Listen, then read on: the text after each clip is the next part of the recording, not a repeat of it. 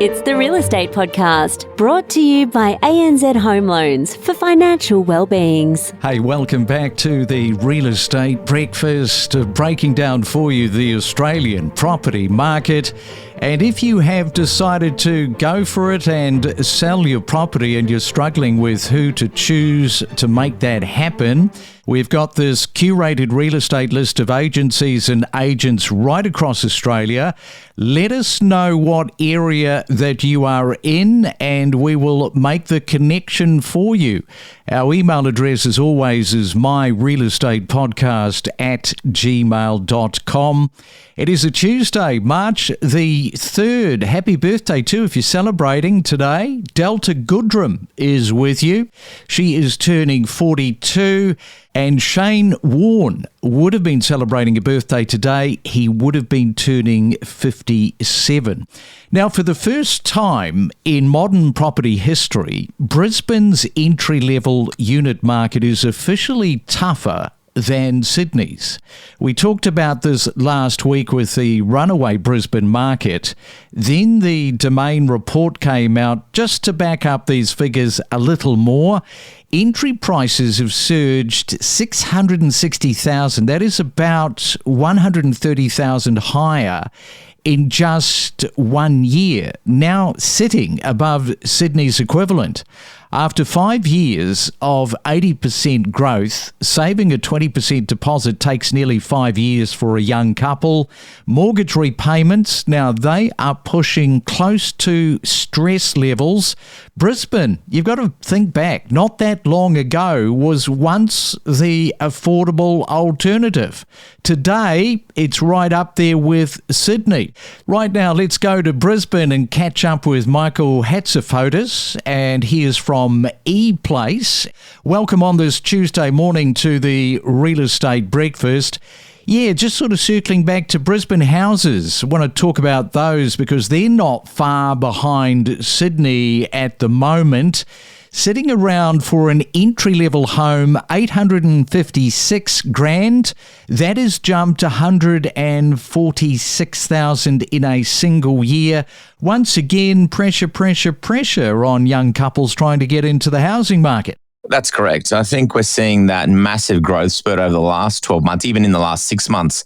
I think the data is a little bit lagging, but I think it's even heavier now in the last 6 months. We've seen a lot more shortage as well in the market. Yeah, and just in terms of those houses, we did say last week, repayments consume roughly half a young couple's income. That is really hurting them. And let's talk about the rental market in Brisbane. You were telling me off air that some of the commentators are suggesting that maybe the government should step in regarding developers with a fixed cap rental scenario. It doesn't have to be right across the development, but perhaps a percentage of them. I agree. Look, I think developers should really look at, or the government should look at putting some restrictions on developers. Let's say there's 300 units, put a 10% buffer on that, saying 10% of those must be fixed cap rented for 3 or 4 years for low income earners, and that might help people with stability that are struggling to get into the rental market or to buy. I really do think with the housing crisis at the moment that we have Australia-wide, that could be a solution that may help let the developers catch up in building things, because as we sit here on this podcast, I'm looking out from where I am and quite fortunate where I am. I can see a lot of development potential that's hanging around, but no one's developing because no one can afford it. If you go back pre-COVID, people that knew people that was struggling to get into the rental market was nowhere near where it is today. If you cast your mind back 5-6 years ago to your friends and people that you knew to where we are now, you'll know a lot more people, right, that are very stressed trying to find a rental property. Oh, definitely. I reckon I get between 4 to 5 calls a week from people that I know, that I've dealt with in the past, or that I know friends, family that are looking for rental properties. A cousin of mine who's recently come back to Australia from overseas, from Greece, with their husband and 2 kids, is struggling to find a rental that is close to schools, in local area, close to work, and in trying to keep it within budget. Yeah, and of course what sort of compounds this problem is Brisbane wages are lower than Sydney's, yet price growth has been explosive. Over this 5-year period that we're talking, houses have more than doubled, units have almost doubled. The affordability gap isn't narrowing, it is just accelerating. It is. And look, that's something that I'm quite mindful of. And I've been watching it, even with open homes. You can see the intensity starting to drift off a little bit because that separation is, starting to become more apparent.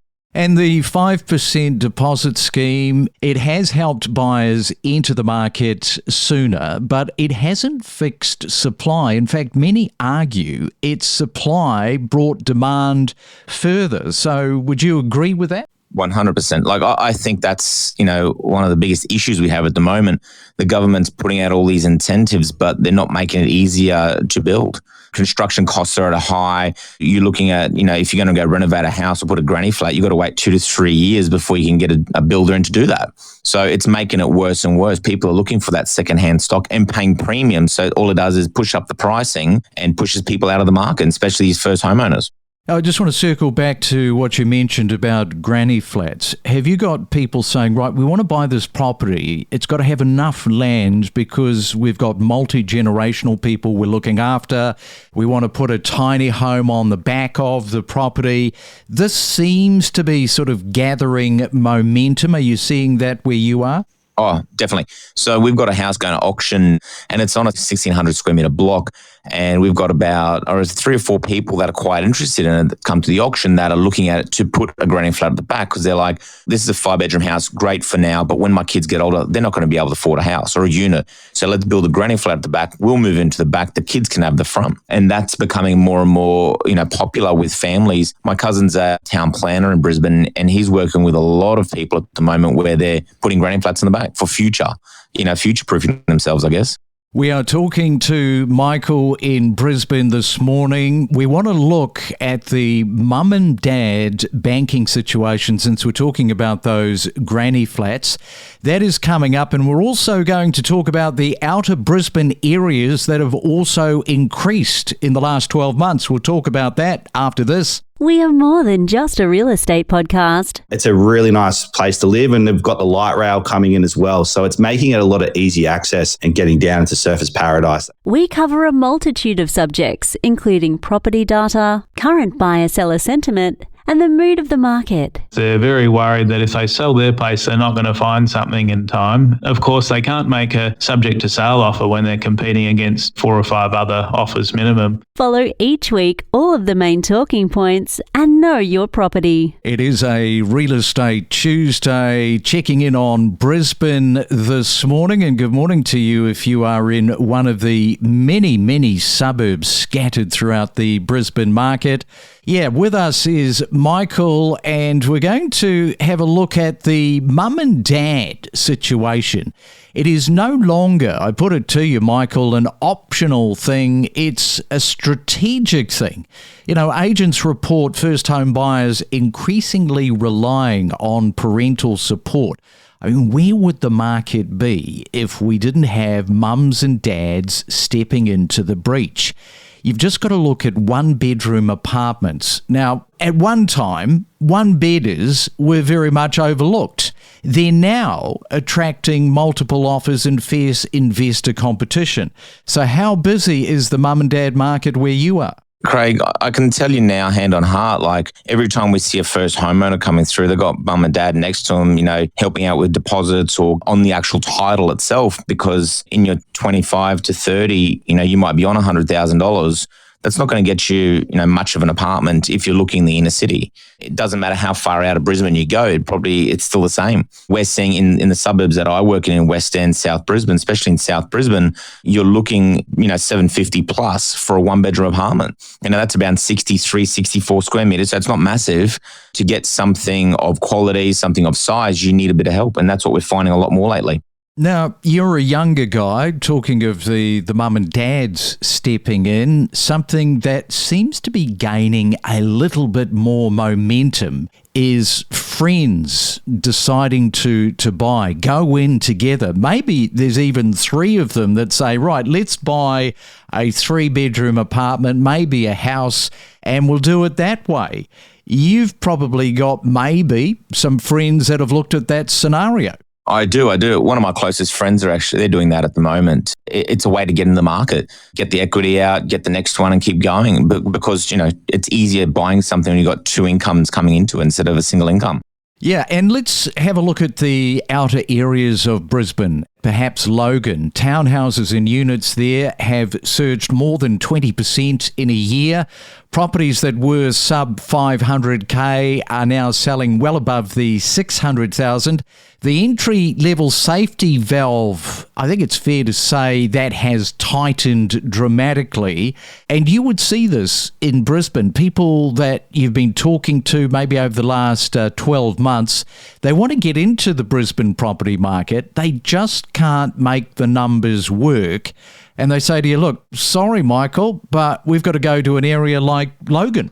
Happens all the time. We see it, we hear about it every single week. People are changing their direction of where they want to buy. Affordability. You look in the inner city, $1 million doesn't get you much. $1 million might get you a 90 square metre 2-bedroom apartment, but head out to Logan or close to those areas, $1 million will get you a house. That's what's the scary part of it is you're looking at 40 minutes out of Brisbane at $1 million for a house. It's starting to become quite scary what's going to happen over the next couple of years. There was a report that came out that Brisbane's going to be, by 2030, will be 86% up from today, which is, you look at that and you're like, that's kind of unrealistic, but it's the truth what's happening. If we look at what's happening now, percentage-wise of increases, nothing's going to stop it. There's no reason for it to stop. Yeah, and if you just look at sort of post-COVID and then you do the analysis on the numbers and then you push it out further, I'm sure that sort of comes into the equation. What do you think is likely to happen for this year, 2026? Apart from the explosion, what other aspects in your market that is saying, hey, this is a factor that's also happening in the market? Anything else popping above the parapet? Look, at the end of the day, it's all going to be supply and demand, like we spoke about before. And as we continue through 2026, interest rates moving, it hasn't really put a stop on the market, but there's people still need to live places. I'm watching the rental market in my area. That's not that it's slowing down, but people are leaving the rental market and buying because it's cheaper. And that's going to continue for this year. And I do think that, once we get halfway through this year, which, we're in March already, I do think that it's just going to get worse. I continue to tell people, if it looks expensive now, wait another 6 months and come back to me and tell me, what do you think? That's always the barometer to look forward and say, yeah, don't look back. You've got to look forward. Michael, great to chat with you there on the ground in Brisbane. Enjoy your Tuesday and thanks for coming on to the Real Estate Breakfast this morning. Thanks for having me, Craig. We'll speak again.